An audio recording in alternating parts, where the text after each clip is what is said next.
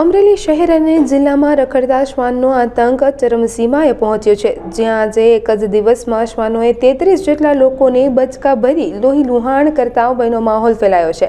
અમરેલી શહેરના મુખ્ય બજાર અને રહેણાંક વિસ્તારમાં શ્વાનોએ એકાએક રાહદારીઓ પર હુમલા શરૂ કરતા એકલા શહેરમાં જ 30 જેટલા લોકો ઇજાગ્રસ્ત થયા છે, જ્યારે વાકિયા અને ધારી જેવા ગ્રામ્ય વિસ્તારમાં પણ શ્વાનનો કહેર જોવા મળ્યો છે।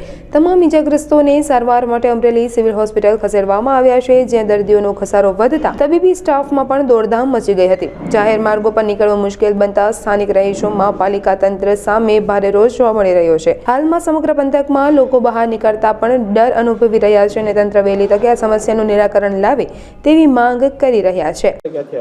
દિલીપભાઈ રમેશભાઈ ગજરાપરામાં રહું છું।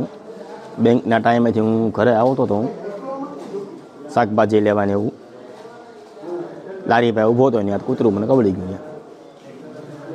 અત્યારે હું સિવિલમાં સારવાર લેવા આવ્યો છું અહીંયા હું ડ્રોમા સેન્ટરમાં, અને ઘણા કેસ છે એને।